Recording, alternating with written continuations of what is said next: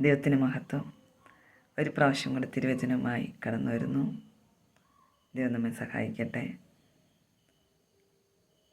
വെളിപ്പാട് പുസ്തകം 3-ാം അധ്യായം 20-ാം വാക്യത്തിൽ പറയുന്നു, ഇതാ ഞാൻ വാതിൽക്കൽ നിന്ന് മുട്ടുന്നു. എൻ്റെ ശബ്ദം കേട്ട് ആരെങ്കിലും വാതിൽ തുറന്നാൽ യേശു അവിടെ നിർബന്ധിക്കുന്നില്ല. എൻ്റെ ശബ്ദം കേട്ട് ആരെങ്കിലും വാതിൽ തുറന്നാൽ. ദൈവവചനം നാം പഠിക്കുമ്പോൾ നമുക്ക് മനസ്സിലാക്കുവാൻ കഴിയുന്ന ഒരു വിഷയമാണ്, യേശു ആരെയും ഒന്നിനും നിർബന്ധിക്കുന്നില്ല. കർത്താവ് ഒന്നിനും ആരെയും നിർബന്ധിക്കുന്നില്ല. കർത്താവ് നമ്മോട് പറയുന്നു, നല്ലതും തീയതും തിരഞ്ഞെടുക്കുവാനുള്ള അവകാശം ദൈവം നമുക്ക് തന്നെ തന്നിട്ടുണ്ട്. ഉൽപ്പത്തി പുസ്തകം വായിക്കുമ്പോൾ അവിടെ അബ്രഹാമിനോടൊപ്പം ദൈവത്തിൻ്റെ വിളി കേട്ട് തിരിച്ച അബ്രഹാമിനോടൊപ്പം ഇറങ്ങിയതായ അബ്രഹാമിൻ്റെ സഹോദരപുത്രൻ ലോത്ത് താമസിച്ചതായ സോദോം ഗൊമോറ പട്ടണം നശിപ്പിക്കുവാൻ ഒരിക്കൽ 2 ദൂതന്മാർ ദൈവത്തിൻ്റെ സന്നിധിയിൽ നിന്ന് കടന്നു വന്നു. ഈ ദൂതന്മാർ കടന്നു വന്നിട്ട് ലോത്തിനോട് പറഞ്ഞു, ഞങ്ങൾ ഈ പട്ടണം നശിപ്പിക്കുവാൻ പോകുന്നു. യഹോവയുടെ സന്നിധിയിൽ നിന്ന് വന്ന പുരുഷന്മാരെ നിങ്ങൾക്ക് ആരാ ഇവിടെ ഉള്ളത്? മക്കളോ ആരെങ്കിലുമൊക്കെ ഉണ്ടെങ്കിൽ അവരെയൊക്കെ വിളിച്ച് പെട്ടെന്ന് ഈ പട്ടണം വിട്ട് രക്ഷപ്പെട്ടോളാൻ പറഞ്ഞു. ലോത്ത് അത് കേട്ടു, പറഞ്ഞതായ വാക്ക് കേട്ടു. എന്നിട്ട് ദൂതന്മാർ ഇങ്ങനെ പറഞ്ഞു, ആ പർവ്വതത്തിലോട്ട് കയറി രക്ഷപ്പെട്ടുകൊള്ളാൻ പറഞ്ഞു. പക്ഷേ ലോത്ത് അവിടെ എന്താ ചെയ്തത്? ലോത്തിനോട് പർവ്വതത്തിലോട്ട് കയറാൻ പറഞ്ഞപ്പോൾ ലോത്ത് പറഞ്ഞു, ആ പർവ്വതത്തിലോട്ട് കർത്താവേ, ഞാൻ പർവ്വതത്തിലോട്ട് കയറിയാൽ അതിന് മുന്നേ പട്ടണം നശിച്ചു പോകും. ഞാൻ അടുത്തു കാണുന്നതായ ആ പട്ടണത്തിലോട്ടൊന്ന് കയറിക്കോട്ടെ എന്ന് ചോദിക്കുന്നു. ദൈവമല്ലേ ലോത്തിനോട് പറഞ്ഞത് നീ പർവ്വതത്തിലോട്ട് കയറാൻ?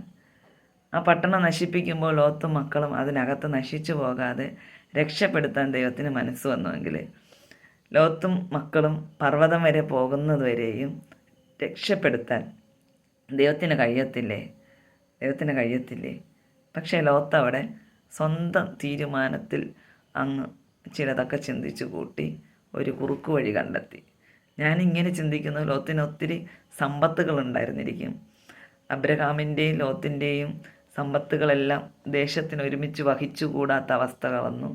ഇടയന്മാർ തമ്മിൽ പ്രശ്നമായി. അങ്ങനെയാണ് ഇവർ തമ്മിൽ മാറി താമസിക്കുവാനിടയിൽ തീർന്നത്. അപ്പോൾ ഒത്തിരി സമ്പത്ത് ലോത്തിൻ്റെ ജീവിതത്തിൽ ഉണ്ടായിരുന്നിരിക്കും. അപ്പോൾ ഈ സമ്പത്തൊന്നും വിട്ടിട്ട് പോകാനുള്ള മനസ്സ് പുള്ളിക്കും ഇല്ലായിരുന്നു. അതുകൊണ്ടായിരിക്കാം അടുത്തുള്ള പട്ടണത്തിൽ കയറിക്കോട്ടെ എന്ന് ചോദിച്ചത്. കാരണം കുറച്ച് കഴിയുമ്പോൾ എന്തെങ്കിലും ബാക്കിയുണ്ടെങ്കിൽ വന്ന് എടുത്തുകൊണ്ട് പോകാമല്ലോ. ആ ഒരു ചിന്തയിലായിരിക്കാം താൻ എന്ത് ചെയ്തത്, ആ പർവ്വതത്തിലോട്ട് കയറാതെ പട്ടണത്തിൽ പോകാൻ ദൈവത്തോട് അനുവാദം ചോദിച്ചത്. മാത്രമല്ല ലോത്തിൻ്റെ ഭാര്യയ്ക്കും ആ ഒരു ചിന്ത ഉണ്ടായിരുന്നത് കൊണ്ടായിരിക്കാം കുറച്ചു ദൂരം പോയപ്പോൾ ഒന്ന് തിരിഞ്ഞു നോക്കിയത്. അപ്പോൾ ഞാനൊന്ന് പറയട്ടെ, ദൈവത്തിൻ്റെ വാക്കത് അങ്ങനെ തന്നെ ഏറ്റെടുക്കാതെ അതിനകത്ത് മായം കലർത്തി കുറുക്ക് വഴി കണ്ടെത്തിയപ്പോൾ അവിടെ എന്താ സംഭവിച്ചത്? ലോത്ത് കടന്നു പോകുന്ന വഴി തന്നെ ഒന്നാമത് ഭാര്യ നഷ്ടപ്പെട്ടു. രണ്ടാമത് പട്ടണത്തിൽ കയറിയെങ്കിലും അതിനകത്ത് വല്ലാത്ത അനുഭവങ്ങളൊക്കെ ഉണ്ടായി. ദൈവത്തിൻ്റെ മുന്നിൽ, ദൈവത്തിൻ്റെ സന്നിധിയിൽ കടന്നു വരുവാൻ അനുവാദമില്ലാത്ത 2 തലമുറ അത് മുഖാന്തരം ഉണ്ടാകുവാനിടയായിത്തീർന്നു. പക്ഷെ ദൈവം പറഞ്ഞ വഴി തന്നെ തിരഞ്ഞെടുത്തു. ദൈവം പറഞ്ഞ സാഹചര്യം എന്താ, വഴി എന്താ? ആ പർവ്വതത്തിലോട്ട് കയറുക എന്നതാണ്. എന്നാൽ ലോത്തിൻ്റെ തീരുമാനം പട്ടണത്തിലോട്ട് കയറുക.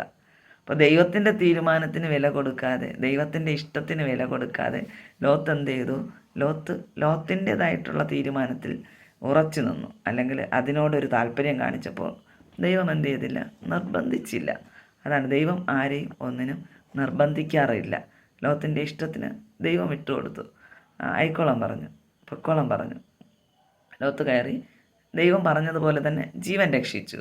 പക്ഷേ പിന്നത്തേത് അതിലും വലിയ ഭവിഷ്യത്ത് അവരുടെ ജീവിതത്തിൽ കടന്നു വരുവാനിടയായിത്തീർന്നു. എന്നെ കേൾക്കുന്ന പ്രിയ ദൈവമക്കളെ, നാം പലപ്പോഴും കർത്താവിൻ്റെ ഇഷ്ടങ്ങളൊക്കെ മനസ്സിലാക്കിയിട്ടും ദൈവത്തിൻ്റെ പദ്ധതികളൊക്കെ മനസ്സിലാക്കിയിട്ടും ദൈവം നമ്മെക്കുറിച്ച് എന്താ ആഗ്രഹിക്കുന്നതെന്ന് മനസ്സിലാക്കിയിട്ടും അതിനു വേണ്ടി നമ്മെ ഏൽപ്പിച്ചു കൊടുക്കുവാൻ കഴിയാതെ നിസ്സാരമായ ചില വിഷയങ്ങളുടെ മധ്യത്തിൽ, താൽക്കാലികമായ വിഷയങ്ങളുടെ മധ്യത്തിൽ നാം പലപ്പോഴും കുറുക്ക് വഴികൾ കണ്ടെത്താറില്ലേ? ആ കുറുക്ക് വഴി നമുക്ക് എപ്പോഴും നമ്മെ നാശത്തിലേക്ക് കൊണ്ടുപോകും. നമുക്കറിയാം, നമുക്ക് ഗതാഗത വകുപ്പിൻ്റെതായ നിയമമാണ് ഹെൽമറ്റ് ഉപയോഗിക്കുക എന്നുള്ളത്. അത് അവർക്ക് വേണ്ടിയിട്ടല്ല, അവർക്ക് പെറ്റിയടിച്ച് പൈസ ഉണ്ടാക്കാൻ വേണ്ടിയിട്ടല്ല, നമ്മുടെ ജീവൻ രക്ഷിക്കാൻ വേണ്ടിയിട്ടാണ് അങ്ങനെ ഒരു നിയമം ഗവൺമെൻറ് വെച്ചിട്ടുള്ളത്. പക്ഷേ പലപ്പോഴും ഈ ഹെൽമറ്റ് വയ്ക്കാൻ മടിച്ച് നാം കുറുക്ക് വഴി നോക്കി പോകാറുണ്ട്. മെയിൻ റോഡിൽ പോയാൽ പെറ്റിയടിക്കും, ക്യാമറയുണ്ട്. പക്ഷേ കുറുക്ക് വഴി പോയാൽ പെറ്റിയടിക്കത്തില്ല. തൽക്കാലം പെറ്റി അടിക്കുകയില്ല എങ്കിലും പക്ഷേ അപകടം അതിനകത്തില്ലേ?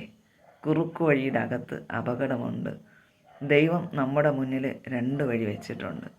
നല്ല യഥാർത്ഥ വഴിയും വെച്ചിട്ടുണ്ട്, സ്വർഗത്തിൻ്റെ വഴിയും വെച്ചിട്ടുണ്ട്, നരകത്തിൻ്റെ വഴിയും വെച്ചിട്ടുണ്ട്. സ്വർഗത്തിലോട്ട് പോകണമെങ്കിൽ കുറച്ച് ടൈറ്റായിരിക്കും. ദൈവത്തിൻ്റെ വചനം പറയുന്നു, ദൈവരാജ്യത്തിലേക്ക് പോകുന്ന വഴി ഇടുക്കവും ഞെരുക്കവുമാണ്, അതിലൂടെ പോകുന്നവരും ചുരുക്കമാണ്. എന്നാൽ നാശത്തിലേക്കുള്ള വഴി വിശാലമാണ്, അതിലൂടെ പോകാനും ഒത്തിരി ആൾക്കാരുണ്ട്. പക്ഷേ കുറുക്ക് വഴി നോക്കി പോകാതെ ദൈവം കാണിച്ചു തരുന്ന വഴിയെ നാം പോവുകയാണെങ്കിൽ നമ്മുടെ ജീവിതം തൽക്കാലം ബുദ്ധിമുട്ടുകൾ ഉണ്ടായേക്കാം. ദൈവം വിളിച്ചിറക്കി കൊണ്ടുവന്ന ദൈവജനം ഇസ്രായേൽ മക്കൾ വന്ന സമയത്ത് അവർക്ക് വന്ന വഴിയിൽ ഒത്തിരി പ്രശ്നങ്ങളൊക്കെ ഉണ്ടായി. പക്ഷേ ദൈവം അവരുടെ കൂടെ ഉണ്ടായിരുന്നു. ഒത്തിരി പ്രതിസന്ധികൾ അവർ നേരിടേണ്ടി വന്നു. പക്ഷേ ദൈവം അവരുടെ കൂടെ ഉണ്ടായിരുന്നു. നമ്മെ ദൈവം വിളിച്ചിറക്കി കൊണ്ടുവരുമ്പോൾ കർത്താവ് കാണിച്ചു തരുന്ന ദൈവത്തിൻ്റെ നിയോഗമനുസരിച്ച് നാം സഞ്ചരിക്കുമ്പോൾ ചില വിധമായ പ്രശ്നങ്ങൾ നമുക്കുണ്ടാകും, ഇല്ലെന്ന് പറയുന്നില്ല. പ്രശ്നങ്ങളും ബുദ്ധിമുട്ടുകളൊക്കെ ഉണ്ടാകാം. പക്ഷേ അതിനകത്ത് കർത്താവ് നമ്മുടെ കൂടെ ഉണ്ട് കേട്ടോ. സ്വർഗത്തിൽ നിന്നൊരു നക്ഷത്രം കണ്ട് കുറച്ച് വിദ്വാൻമാർ യേശുവിൻ്റെ ജനനത്തോടനുബന്ധിച്ച് യാത്ര ചെയ്തു. അവരെ നക്ഷത്രത്തെ ഫോളോ പോയത്, ആ നക്ഷത്രത്തെ ഫോളോ ചെയ്തവർ. പക്ഷേ ഇവർ ഇടയ്ക്ക് വെച്ച് ശ്രദ്ധ മാറി ഇവരൊരു കൊട്ടാരത്തിലോട്ട് കടന്നു പോയപ്പോൾ അവർക്ക് മനസ്സിലായി അതിനകത്തൊരു അപകടം പതിയിരിപ്പുണ്ട്. അപ്പോൾ ഇത് മനസ്സിലാക്കിയിട്ട് അവർ പുറത്തിറങ്ങി വീണ്ടും ആ നക്ഷത്രത്തിൻ്റെ പുറകെ അവർ എന്ത് ചെയ്തു? കടന്നു പോകുവാനിടയെത്തിരുന്നു. അപ്പോൾ ഈ നക്ഷത്രം ദൈവത്തിൻ്റെ നിയോഗമെന്ന ആ നിയോഗത്തിലൂടെ അവർ സഞ്ചരിച്ചപ്പോൾ അവർക്ക് പെട്ടെന്നൊരു പ്രതിസന്ധി വന്നുവെങ്കിലും അതിനകത്ത് ദൈവം അവരോട് സംസാരിച്ചു. തിരികെ വരുമ്പോൾ ഹെരോദാവിൻ്റെ കൊട്ടാരത്തിൽ വരണ്ട, വേറെ വഴിയായി പോയാൽ മതി എന്ന് പറഞ്ഞു. അപ്പോൾ ദൈവം കാണിച്ചു തരുന്ന നിയോഗത്തിനകത്ത് പ്രതിസന്ധികളുണ്ടാകാം, പ്രശ്നങ്ങളുണ്ടാകാം. കർത്താവിൻ്റെ വഴിയിലേക്ക് നാം ഇറങ്ങുമ്പോൾ, ദൈവ വഴിയിലേക്ക് ഇറങ്ങുമ്പോൾ, ക്രിസ്തു മാർഗത്തിലേക്ക് ഇറങ്ങുമ്പോൾ കർത്താവ് നമുക്ക് വേണ്ടി എന്തൊക്കെയാണ് സഹിച്ചത്. അങ്ങനെയൊക്കെയുള്ള പ്രശ്നങ്ങൾ, പ്രതിസന്ധികളൊക്കെ ഉണ്ടാകാം. പക്ഷേ അതിനകത്ത് ഭയങ്കരമായ ദൈവത്തിൻ്റെ മഹത്വം നമ്മെ താങ്ങുവാനിടയായിത്തീരും, നമ്മെ സംരക്ഷിക്കുവാനിടയായിത്തീരും. ഈ ദിവസങ്ങളിൽ കർത്താവ് നമ്മെ നിർബന്ധിക്കത്തില്ല കേട്ടോ. കർത്താവ് നമ്മോട് പറയും.